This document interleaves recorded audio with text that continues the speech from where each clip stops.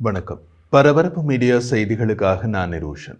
காசா போர் முடியும் வரை இஸ்ரேல் மீதான எமது தாக்குதல்கள் தொடரும் என்ற ஹெஸ்புல்லா நடுவழியில் ஏன் பின்வாங்கியது? அது பற்றிய விவரங்கள் இப்போதுதான் வெளியாகியுள்ளன. 20க்கும் மேற்பட்ட தற்போதைய மற்றும் முன்னாள் இஸ்ரேலிய, அமெரிக்க மற்றும் ஐரோப்பிய அதிகாரிகளின் நேர்காணலின் அடிப்படையில் நியூயார்க் டைம்ஸ் நடத்திய புலனாய்வு இன்று வெளியாகியுள்ளது. அது இஸ்ரேலிய உளவாளிகள் ஹெஸ்புல்லாவில் எவ்வளவு விரிவாக ஊடுருவினார்கள் என்பதை வெளிப்படுத்தியது. ஹெஸ்புல்லாவின் தலைவர் ஹசன் நஸ்ரல்லா அவர் படுகொலை செய்யப்படும் வரை இஸ்ரேல் அவரை கொன்றுவிடும் என்று நம்பவில்லை.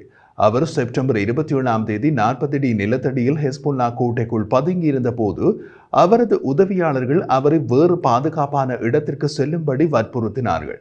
இஸ்ரேலால் சேகரிக்கப்பட்ட உளவு தகவல்களின்படி நஸ்ரல்லா அந்த எச்சரிக்கையை நிராகரித்தார். இந்த தகவலை பின்னர் மேற்கத்திய நட்பு நாடுகளின் உளவுத்துறைகளும் ஒப்புக்கொண்டன.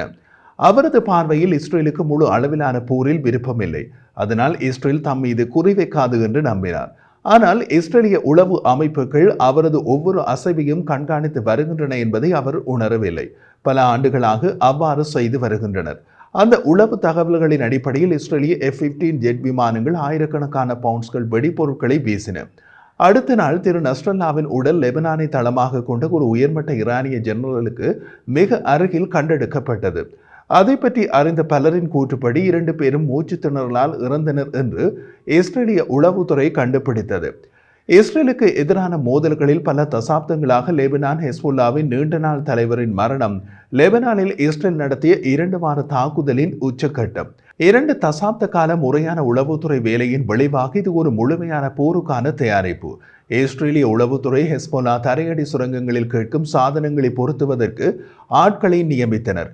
ஹெஸ்புல்லாவின் ஒரு உயர் தளபதி மற்றும் அவரது 4 ரகசிய மனைவிகளுக்கு இடையிலான சந்திப்புகளை கண்காணித்தனர்.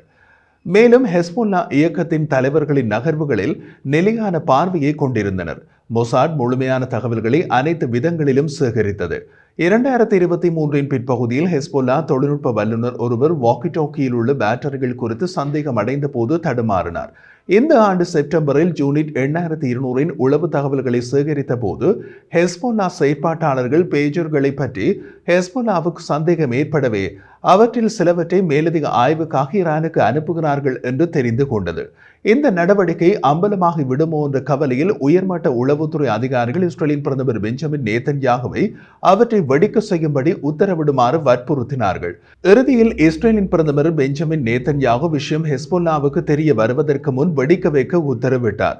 ஹெஸ்புல்லா தொடங்கிய போர் லெபனானில் ஆயிரக்கணக்கான மக்களை கொன்று 1 மில்லியனுக்கும் அதிகமான மக்களை இடம்பெயர்ந்த ஒரு பெரிய அளவிலான போரின் ஒரு பகுதி.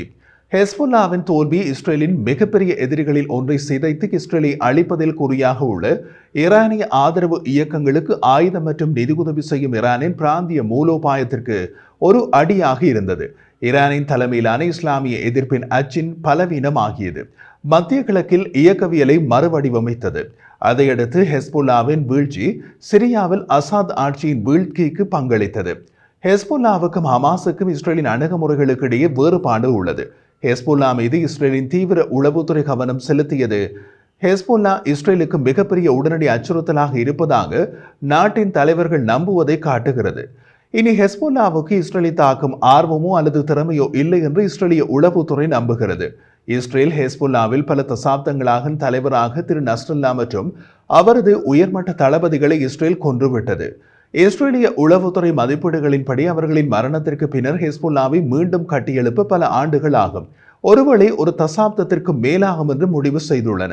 ஹெஸ்புல்லாவில் இப்போது பொறுப்பேற்றுள்ள தலைவர்களின் குழு முன்பு இருந்தவர்களை விட மிக குறைவான போர் அனுபவத்தை கொண்டுள்ளனர்.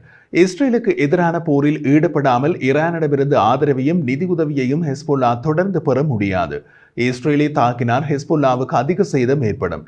ஈரான் தூண்டிவிட்ட போரால் ஹெஸ்புல்லா மிக மோசமாகவே பாதிக்கப்பட்டுள்ளது.